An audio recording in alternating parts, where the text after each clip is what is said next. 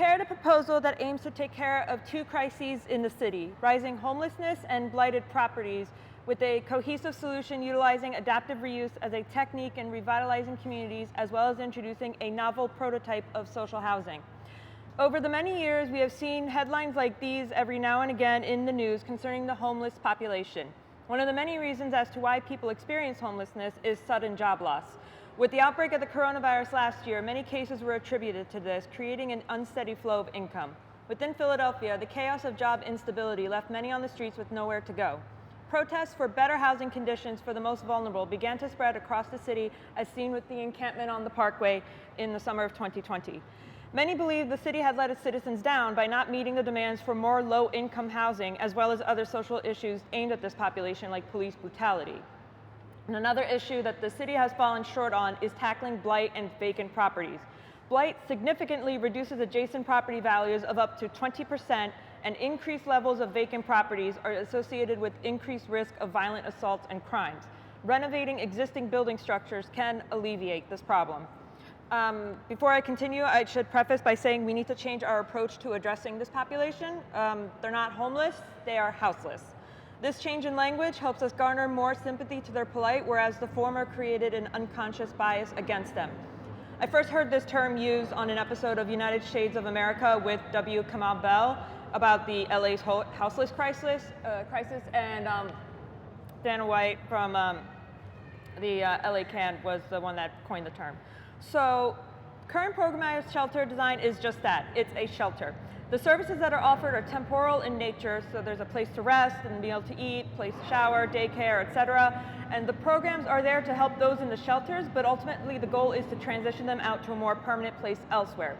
What we can do is to create the permanent place via adaptive reuse, by retrofitting existing buildings using the Passive House building standards for using maximum energy efficiency and cutting carbon emissions, because climate change affects us all.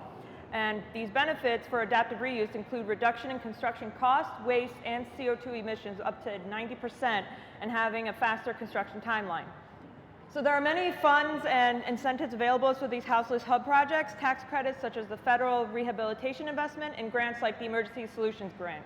However, the important item is to pay living wages to residents and have rent regulated, not to be market driven. This creates financial stability so one can get back on their feet. And so what are the programmatic requirements for a self-sustained community? Its nature is like a living organism. So on an individual level, you have access to housing, medical support, education, job stability, and functioning green spaces within itself. These sectors create a symbiotic relationship to the adjacent neighborhoods with shops, farmers markets, rehab clinics, trade schools, and etc. An example of this is the Mondragon Co-op in the Basque region of northern Spain. Along with their democratic methods for organizing and managing themselves, this co-op utilizes the idea of closed-loop business model for job training and job availability. So, for example, if a market sector fails, those workers can go back to trade school to learn the trades necessary to find another job site. So Finland is a great case study for tackling the houseless crisis. The Finnish government implemented a housing first policy in 2008, which gave the houseless their own flat without any preconditions, no vetting process for eligibility or being waitlisted. Social workers are available for counseling and other benefits while the rent is capped. Policy has decreased the number of houselessness by about 30%. So Salt Lake City also tried this approach in the US for 10 years, and they saw their chronic houselessness decrease by 91%. However, the difference between Finland and Utah is that Finland continued to fund its Housing First program, whereas Utah did not. Because of this, Utah is experiencing an uptick in houselessness. So moral of the story is to never stop funding. So I'll introduce the first potential site for the autonomous houseless community on 2700 North Broad Street. This 10-story industrial building allows for all the programmatic spaces mentioned earlier to be in one building. It's centered between Temple University and Temple Hospital, as well as many transportation hubs. And I have some sketches in the back that I am working on if you want more details of the housing model I'm creating. And another potential site is 2300 Market Street.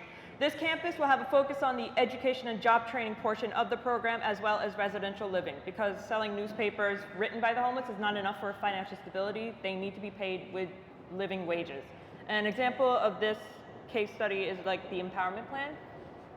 So, in 2011, student Veronica Scott created a prototype jacket that doubled as a sleeping bag for the houseless population in Detroit, Michigan.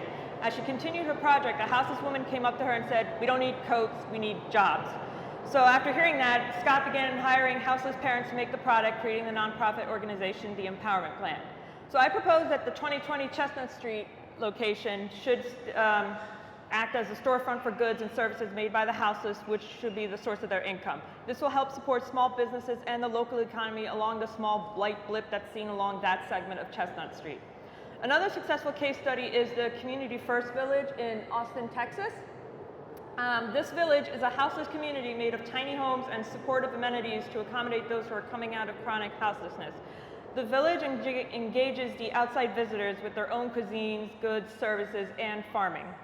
And another potential building that I think is important for the city is this abandoned warehouse at 1906 and 1912 North 6th Street.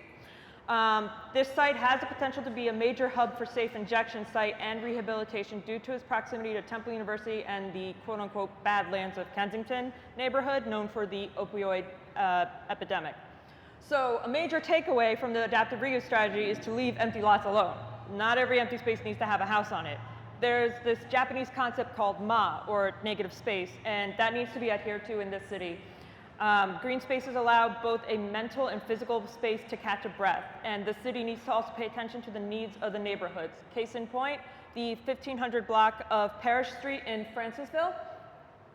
This was once a dumping site, and neighbors cleaned up the lot, and they created a vibrant play area with a dog park for their own enjoyment. However, the city slated that property for future affordable housing and asked the residents to vacate by May 2020. I implore the city of Philadelphia to not go after the low-hanging fruit of developing green sites, but rise to the challenge of redeveloping brown sites with adaptive reuse. Thank you.